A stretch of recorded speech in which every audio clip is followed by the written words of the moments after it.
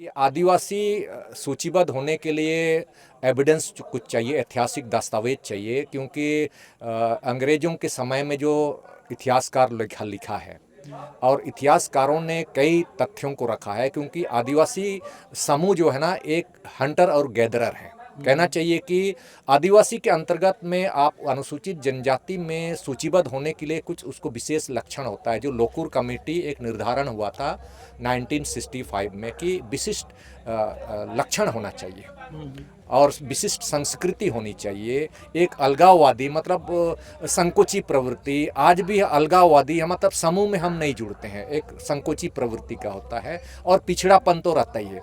लेकिन मेन है कि अनुसूचित जनजाति में सूचीबद्ध होने का मेन है कि उसकी विशिष्ट लक्षण होनी चाहिए। आज जो विशिष्ट लक्षण जो पाषाण काल से हम हंटर और गैदरर मेरा आदिम लक्षण है, जो खान पान का है। आज सभ्य समाज के बीच में कुर्मी हमारे साथ रहता है मुगल काल के समय से, तो थोड़ी बहुत उनसे मिलती जुलती है।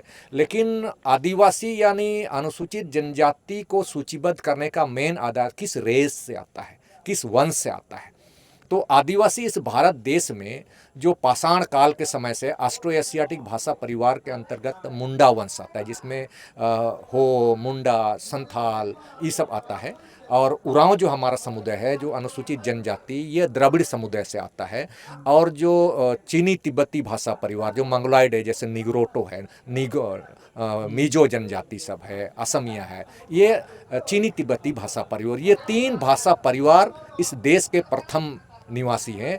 और बाद में जो लोग आया है आपका इंडो यूरोपियन भाषा परिवार, जिसको आर्य बोला जाता है, ये बाद के क्रम में आया 2005 साल 500 ईसा पूर्व आसपास में ये लोग इन पर अटैक किया है। जो सुप्रीम कोर्ट ने भी एक बार कहा था कि जो 8% करीब जो मूल लोग हैं, यही ओरिजिनल स्वदेशी आदिवासी है, बाकी जो है ना प्रवासी लोग हैं, बाहर आया है। उसके अंतर्गत विशेष कैटेगरी हमारा है।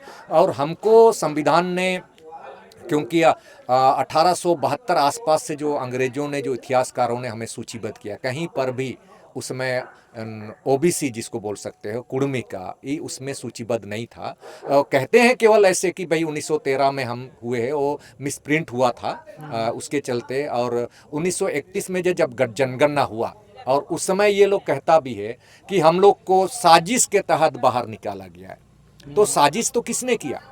क्योंकि महाराष्ट्र से जो क्षत्रिय कुर्मी महासभा के रूप में जो आयोजन हुआ, 7 साल तक उन्होंने आंदोलन किया है कि हमको ये जंगलियों के बीच में, राक्षसों के बीच में, जो हमको तो राक्षस बोलता था ऋग्वेद काल में, हमको राक्षस बोलेगा, दानव बोलेगा, असुर बोलेगा, हमको इसमें ये आपराधिक रूप में हमको नहीं रहना है। तो उनसे आंदोलन किया था ये लोग।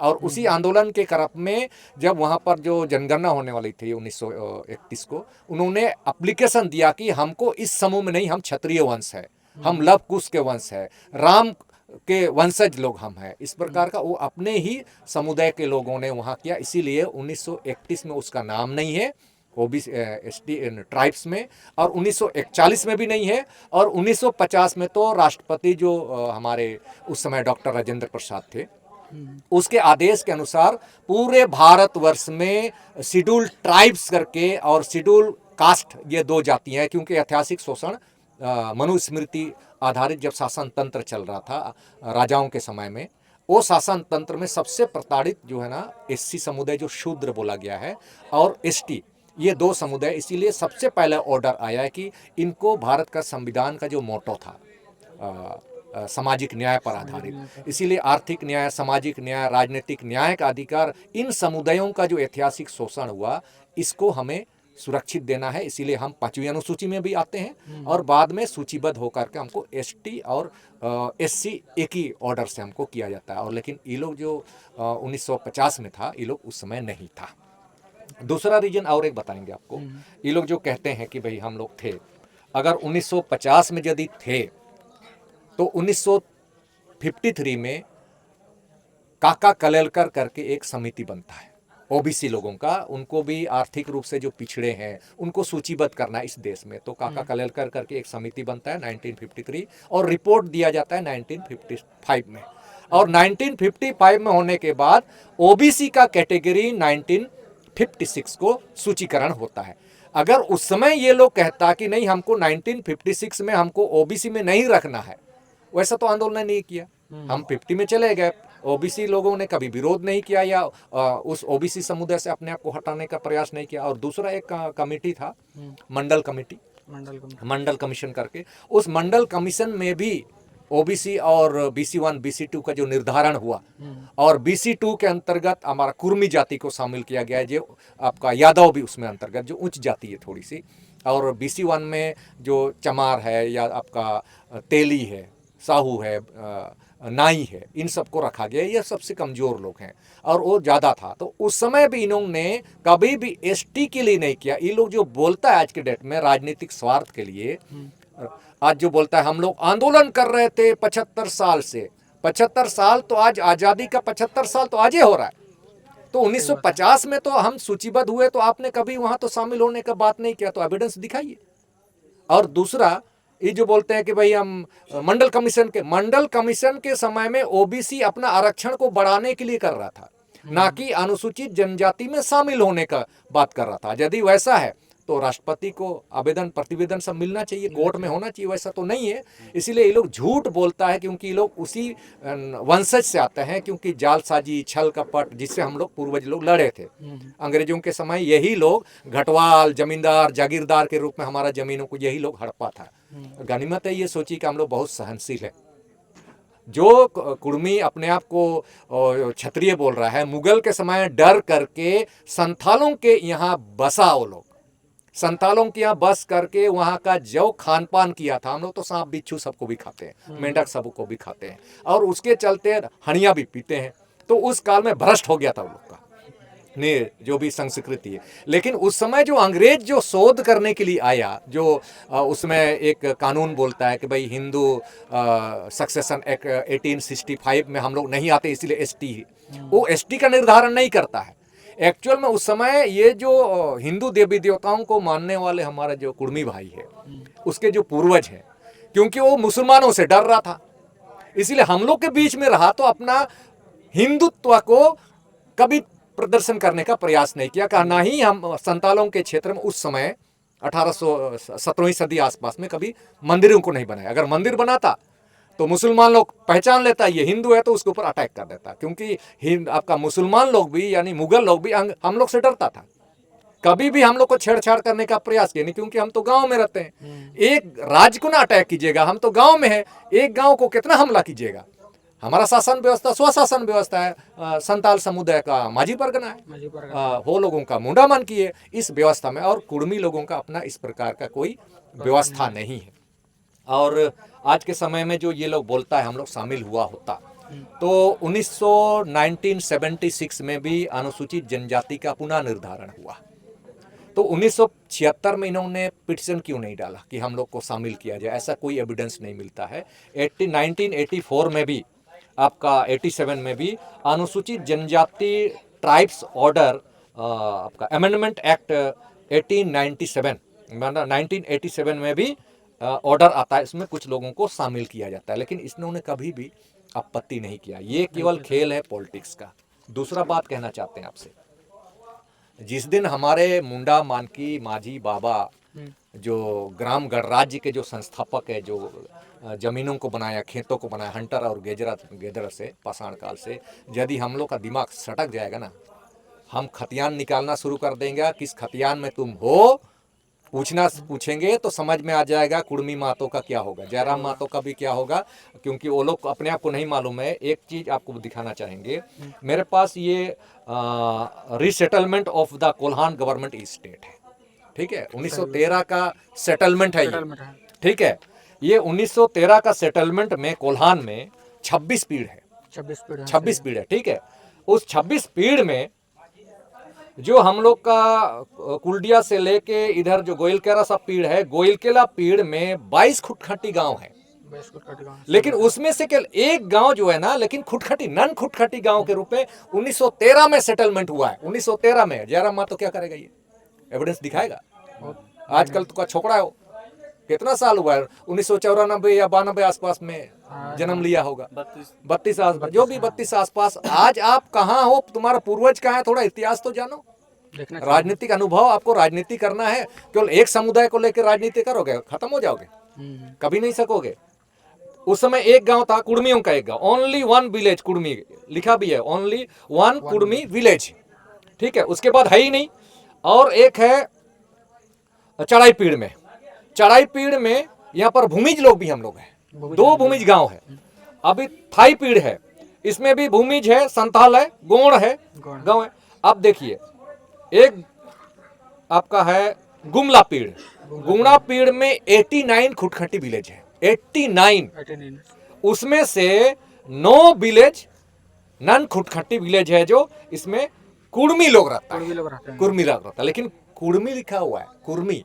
आज के डेट में कुड़मी लिखेगा ना, ये फंस जाएगा। वो लोग राजनीति ज्यादा चमचागिरी करेगा ना उल्टा सीधा, ये एविडेंस कुछ और बोल रहा है कि भाई इसमें तो कुड़मी नहीं है, तो ये गांव आपका नहीं है बोल दिया, तो आप हटिए बोल देगा। तो यदि हमारा जो मुंडा लोग है या संथाल का जो माझी लोग है, उसके पास भी एविडेंस है, संथाल परगना का, ठीक है। तो संथाल खासकर अधिनियम है, तो वहां पर आप कहां पर हो? अगर कुड़मी कुड़मी कुड़मी बोल करके उत्पत्ति करोगे, तो भाई कुड़मी की उत्पत्ति तो आज बोलचाल में बोल रहे 1950 के बाद, एविडेंस में तो ऐसा स्थिति में वो जो नया लड़का है ना, वो लोग नौकरी वोकरी से बेदखल हो जाएगा, क्योंकि ना घर के रहोगे ना घाट के रहोगे। इसीलिए आज के समय में लोगों को समझना चाहिए। और दूसरी और आपसे बात करना चाहेंगे अंतिम समय में, जो उनका जो वकील लोग हैं ना, वकील लोग हैं, ये चौरासिया, पांडे, श्रीवास्तव, ये लोग कौन है? क्या उस गांव के हमारे जो कुड़मी लोग रहते हैं छोटानागपुर में, वो किसी गांव का है? नहीं है। तो कब आया ये लोग छोटानागपुर में? यानी नगर पालिका जब आता है या फैक्ट्री जब आता है, वहां नौकरी करने आता है, उसके बाद आप ये लोग कुड़मियों का वोट बैंक लेने के लिए अपना समर्थक के रूप में बता रहा है। जैसे बीजेपी ने एक समय आंदोलन किया था, राम मंदिर बनाएंगे, राम मंदिर, ठीक है, आंदोलन चला, क्या नौकरी मिला लोगों को? जितने जो हिंदू शास्त्र के अनुसार जो उनके आंदोलन में झोंक दिया अपना कैरियर को, अरे राम मंदिर बन जाएगा तो नौकरी मिलेगा, या राम मंदिर में तो ऐसे होगा, क्या होगा? आज क्या हुआ? राम मंदिर का मुद्दा खत्म, हिंदू राष्ट्र का बात हो रहा है।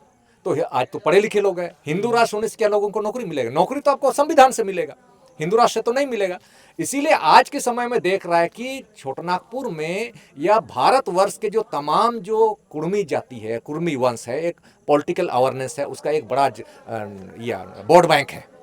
तो इस वोट बैंक को अपने तरफ खींचने के लिए राजनीतिक पार्टी, जो बड़ी राजनीतिक पार्टियां हैं, वो उस वोट बैंक को, क्योंकि इसका वोट बैंक हम आदिवासियों के जैसे नहीं बिखरता है, एकदम सॉलिड जाता है। किसी को यदि एक जन को समर्थन कर दिया तो वो जीतता है। तो उसी के नजर में जो पॉलिटिकल पार्टी, जो राष्ट्रीय पार्टियां हैं, इसको एक मोहरा बना के रखा है उसके बाद में, ताकि हमको उसका वोट बैंक प्योर मिले। इसीलिए इसको मुद्दा बना के रखा, देना उना कुछ नहीं। क्योंकि आज यदि ये कुर्मी जो अपने आप को बोलता है हम एसटी में शामिल होने के लिए, तो एसटी में शामिल होने के लिए तो आपको टीआरआई जाना पड़ेगा, विशिष्ट लक्षण होना होगा, ठीक है। आपको जो विशिष्ट संस्कृति होनी चाहिए, जो ट्राइबल का जो है ना, ट्राइबल कम्युनिटीज का है। तो दूसरा एक है, यदि आप इसके बाद भी हम विशिष्ट लक्षण है, जो वकील लोग तो आईपीसी का पढ़ता है तो तर्क वितर्क करता, उल्टा सीधा तर्क करेगा, झूठ को भी सत्य करेगा, सत्य को भी झूठ करता है। ये लोग तो वही उनका नेचर ही वैसा है, कमाना। तो आज के समय में आदिवासी को शामिल होना है, तो आज वैसा आप आदिवासी नहीं हो सकते हैं। ऑस्ट्रो एशियाटिक भाषा परिवार के अंतर्गत में हम 33 जातियां हैं इस झारखंड में, छोटानागपुर में, ऑस्ट्रो एशियाटिक जैसा संताल। चलिए मान लिया कुड़मी को आप एसटी में शामिल करने पे हो, तो ऑस्ट्रो एशियाटिक भाषा का किस परिवार के साथ किसकी उपजाति होगी? उपजाति होगा? नहीं होगा। संथाल का होगा? नहीं होगा। मुंडा का होगा? नहीं होगा। खेरवा का नहीं होगा। तो किस उपजाति का होगा? अपने आप को एक अलग से फिर शामिल करेगा। बिरहोर का होगा? नहीं। जोमसरा एक प्रजाति हम लोग का जाति है, जोमसरा, जो अपना ही ये सबको मानव मांस को भी खाता है, मानव मांस को भी खाता है, उसको जोमसरा बोलते हैं हम लोग। और बिरहोर भी जंगल में जाता है, तो बिरहोर में भी नहीं आ सकता है। चलिए आप बिरहोर में नहीं हो, तो आप हो सकते हो भाई महाराष्ट्र में जो अब द्रविड़ है, वो द्रविड़ समुदाय के अंतर्गत अपने आप को शामिल करोगे, वहां भी नहीं होगा। तो चीनी तिब्बती भाषा परिवार वहां यदि नहीं है, तो आप क्या हो? एक्चुअल में ये लोग पॉलिटिक्स कर रहा है, ये लोग इंडो आर्यन भाषा परिवार से आता है।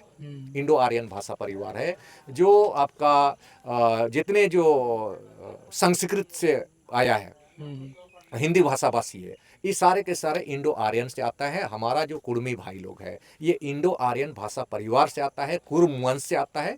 कुर्म वंश जो कच्छप अवतार के रूप में माना जाता है, और कच्छप अवतार आकर के बाद में जो राम अवतार होता है उस वंश का है, और लव कुश है, और बाद में महाराष्ट्र का जो छत्रपति शिवाजी है उस वंशज से आता है। कापू वंश एक बहुत महाप्रतापी राजा थे वो महाराष्ट्र के, साहूजी महाराज उनके वंशज है।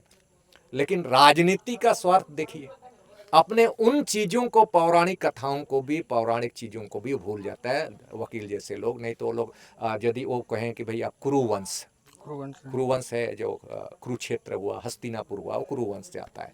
फिर चंद्रवंश है और सूर्यवंश, ठीक है। तो आप इतने बड़े चीज़ों को भूल करके आज हम आदिवासी को, जिसको जंगलों में हमने जंगलों को काटा, वहाँ रहते हैं, हमको चंडाल कहा, कभी दानव कहा है, राक्षस कहा है, असुर तो आज भी हमारी जाति असुर है, उस समुदाय के अंतर्गत आते हैं। इसमें केवल शामिल होने का एक ही चीज़ है कि इतिहास को बहुत सारा नहीं जानता है, और वोट बैंक को कैसे उलझा रहा है युवाओं को, ये लोग नहीं जानता है। सबसे अच्छा होता है जयराम महतो को भी कुछ समझ में नहीं आ रहा है, क्योंकि वो एक तरफा बात कर दिया। क्योंकि संविधान का शपथ लेते हो तो संविधान के अनुसार शासन तंत्र चलाना भी सीखना चाहिए, जयराम महतो से लेकर के सुदेश महतो को। अगर हम लोग आने वाला समय में पूछा पूछी कर देंगे ना तो ये परेशान हो जाएंगे लोग। ये 1913 का मेरा खतियान है, 1913 का खतियान, 1913 का। इसमें secretary of state for Indian council नाम है, केवट संख्या 1। केवट संख्या 2 में मानकी होता है हम लोग का कोल्हान में, मानकी का नाम रहेगा जो स्पीड में। फिर मुंडा केवट संख्या 3 में आएगा। केवट संख्या 4 में रैयत आएंगे, तो कुर्मी किस में आएगा? उसका खतियान दिखा दे, हम लोग मान जाएंगे। भाई आप आदिवासियों को नहीं हो तो खतियान दिखाओ। कुर्मी बोल रहे हो, कुर्मी है कि कुर्मी है, पहले अपना प्रूफ दिखाइए। हाँ, अपना प्रूफ। यही यदि बात उठाएगा हमारे युवा लोग की, खतियान आप गांव का दिखाइए। जैसे हम बोलते हैं शैलेंद्र महतो अपने आप को ज्यादा दिग्गज समझता है, आंदोलनकारी है उस समय। तो देवेंद्रनाथ माझी के साथ जनगल आंदोलन में भी जुड़े थे वो लोग। काहे भागा वहाँ से, चकद्दरपुर से? भागना तो नहीं चाहिए, नहीं भागना चाहिए। तो वहाँ से अपना जो गांव है, उस गांव का खतियान में उसको खोजिए, मिल जाएगा।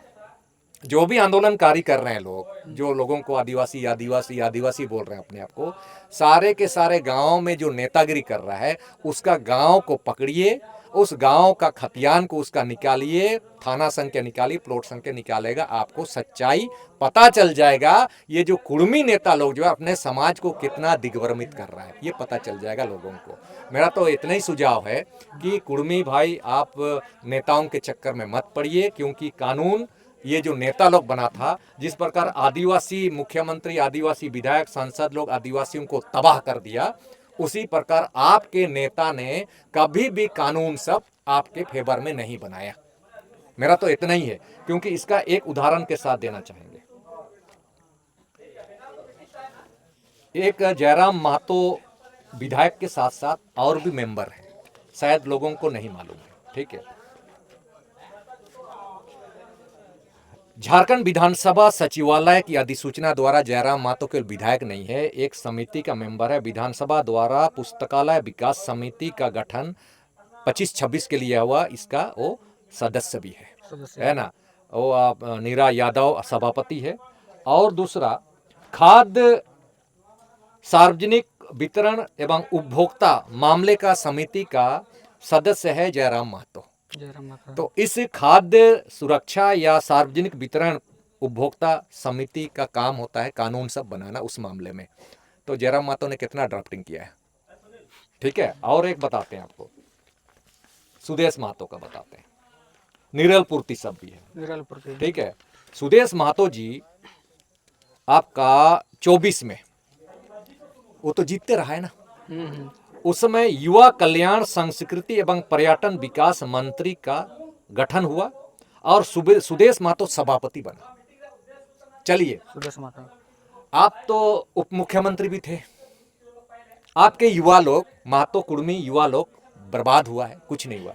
लेकिन युवा कल्याण, आपकी संस्कृति, युवा पर्यटन विकास समिति के लिए आपने कितना ड्राफ्टिंग किया, कितने कानूनों को बनाया झारखंड विधानमंडल से, ये पूछेगा ना यार कुर्मी महतो का युवा लोग, तब समझ में आएगा कि राजनीतिक पार्टी ये लोग गोटी सेक रहा है, अपना केवल फायदा देख रहा है। क्योंकि आपका झारखंड बनने के बाद कानून कहाँ बना? अंतिम में इतना ही है कि राज्य सरकार में यदि कोई विधायक है, जब कानून बनाता है तो राज्य सूची में 67 सब्जेक्ट है। कितना कुर्मी मातो आदिवासियों के लिए कानून बना? नहीं है। समवर्ती सूची में 44 विषय है, इसमें भी राज्य सरकार और केंद्र सरकार बनाती। कितना कानून हमारे लिए? संसद में ज्यादा ओबीसी लोग हैं, हम तो 47 है अलग अलग पार्टी में। तो संसद में जो कानून बनेगा संघ सूची में, जैसे रेल है, कोयला है, उसमें तो उसमें कितना कानून बना? कानून तो नहीं बन रहा है, तो आपको कैसे मिलेगा? अंतिम समय में जयराम मातो का वो बड़ा चिल्लाता है, कोयला का बात करता है। आपके माध्यम से, इस चैनल के माध्यम से मैं जयराम मातो का समर्थकों को पूछेंगे और उनको भी जयराम मातो तक को भी सुनना चाहिए। आप कोयला खान के आरोप में बोकारो में आप धरना देते हो, कोयलांचल की बात करते हो। कोयला खान अधिनियम 1952 के द्वारा वो शासित होता है, जमीन लिया जा रहा है। आप खान अधिनियम 1952 को रद्द करने के लिए कितना काम किया जयराम मातो? कितना सुझाव दिया राज्य विधानमंडल में? कितना पिटीशन दिया केंद्र सरकार को कि नहीं, मेरे जो क्षेत्र में जो कोयला खान है, यहाँ पर लोग विस्थापित हो रहे हैं, विस्थापितों को न्याय मिलना चाहिए, उसको मुआवजा मिलना चाहिए, हिस्सेदारी मिलना चाहिए। कितना ड्राफ्टिंग किया जयराम मातो? नहीं किया है। यानी आप बेवकूफ बना रहे हो। वो तो करना चाहिए था, करना चाहिए, ये एक्ट है। मैं तो सीधा, मेरे साथ कभी होगा ना तो ऐसे लोगों को मैं पूछ दूंगा। दूसरा और एक खनिज है, खान और खनिज अधिनियम विकास अधिनियम 1957, ये भी कोयला से रिलेटेड है, खनिज से रिलेटेड है, जिससे विस्थापन का बात करता है जयराम मातो। आपने इस कानून को संशोधन करने के लिए या रैयतों को न्याय मिलने के लिए, उसका हिस्सेदारी मिलने के लिए जो जमीन जा रहा है, आपने कितना कंपनियों में अपने रैयतों को उस कंपनी का हिस्सेदार बनाया? शेयर होल्डर कितना जन बनाया? नहीं बना रहा है। तो आप विधायक बन करके केवल बेवकूफ बनाएंगे? केवल आदिवासी मूलवासियों का आपस में तू मैं तोता मैना का लड़ाई लड़ाएगा? विधायक बनते हो तो कानून बनाने के लिए बनता है, वो लोग केवल चिल्लाने के लिए नहीं होता है। लेकिन ये सब ऐसी चीजें हैं जो उनको समझना चाहिए। कोयला खान अधिनियम स्पेशल है। कोयला खान अधिनियम आपका 2015 में भी बना है, उससे पहले 1972 में भी बना है। उसमें संशोधन का काहे नहीं बात करता है? जब कोयला कोयला कोयला कोयला बात करता है जयराम मातो, तो इसमें संशोधन करने के लिए कितना बार ड्राफ्टिंग किया है, कितना बार विधानमंडल में, झारखंड विधानमंडल के माध्यम से उसको रद्द करने के लिए अनुशंसा किया है। और जिस कोयला खान का बात कर रहे हैं हम, जिस बोकारो का हम बात कर रहे हैं, 1950 में ये शेड्यूल एरिया था। शेड्यूल एरिया 1950 में बोकारो भी शेड्यूल एरिया था और सिंहभूम का जिला का हिस्सा था। तो उस समय शेड्यूल एरिया था, तो जयराम मातो को बोलना चाहिए कि 1950 में जिस शेड्यूल एरिया है, तो कोयला खान अधिनियम शेड्यूल एरिया में कैसे एप्लीकेबल हुआ? बोलना चाहिए। बोलेगा नहीं, पैसा चाहिए लोगों को। इसीलिए आज संविधान को, जयराम मातो का कैरियर अच्छा ट्रैक्स पर जा रहा था, लेकिन आप एक समुदाय के लिए चला गया सारा ट्रैक्स। और राजनीतिक अनुभव चाहिए ना, राजनीतिक अनुभव को नहीं समझ पाया, बीजेपी का जो एजेंडा है समझ नहीं पाया, आज फिर बीजेपी का या के रूप में चला गया। इसीलिए तो बोल दिया था हम उप मुख्यमंत्री बनेंगे। कैसे बोल सकते हो? यानी आप बीजेपी के साथ ही गठबंधन, यानी आप बीजेपी के साथ हो, यानी बीजेपी आरएसएस से चलता है, तो कहीं ना कहीं जयराम मातो का टीम भी आरएसएस के विंग से टाई अप है। दिखता नहीं है, लेकिन जो उनकी बातें हैं, उनके जो लोग हैं, जिस प्रकार जो छीटा खस्सी करता है ना, ये आरएसएस के लोगों का ही नेचर होता है, क्योंकि दूसरा सभ्य लोग नहीं करता है। हमको तो लगता यही है कि लोगों को जागरूक होना चाहिए, अपने सवाल जवाब करना चाहिए, विधायकों को भी, तभी हो पाएगा, हम सही समाज का गठन कर पाएंगे। और झारखंड पे जो खतियानी बात हो रहा था, खतियानी रैयत का बात होना चाहिए था। खतियानी रैयत ना करके सीधा कुर्मी को आदिवासी में बनाने का बात कर। रैयत का बात होता तो हम लोग भी आंदोलन करते, लेकिन रैयत से हट गया, आदिवासी का हक अधिकार छीन लो तो इतना आसान से थोड़ी देंगे। अंतिम समय में एक और लास्ट में कहेंगे, वो बोलता है हम तो संसद से, राष्ट्रपति से अनुसूचित जनजाति का शामिल होने का हम बात कर रहे हैं, आदिवासी को क्यों विरोध हो रहा है? बोलता है ना, ऐसे ही बोलता है। आप मेरा हत्या करने के लिए, मर जयरा जल जंगल जमीन मेरा नौकरी सबको परमिशन के द्वारा आप मेरा छीनने के लिए बात कर रहे हो, उसके बाद हम चुपचाप रहेंगे? हाँ? नहीं। ऐसा तो नहीं ना होगा। आपको यदि कोई पुलिस के यहाँ जा करके या तो कहीं बोलेगा हम उसको अरेस्ट करेंगे, हम उसको मारेंगे, आप परमिशन ले रहे हो पुलिस से, हम उसको मारेंगे, तो हम चुपचाप रहेंगे क्या?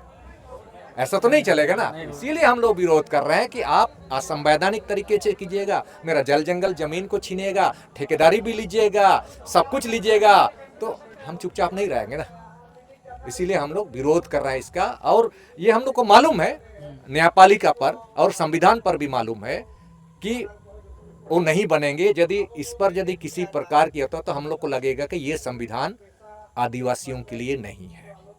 आदिवासियों को आज भी अंग्रेजों के समान या मनुस्मृति के समान इसको नहीं मानता है। ये संविधान हमको ये लगेगा कि उसको शामिल करने से यदि इस टाइप का होता है तो हमको लगेगा कि ये संविधान हमारे लिए नहीं है, दोषपूर्ण हम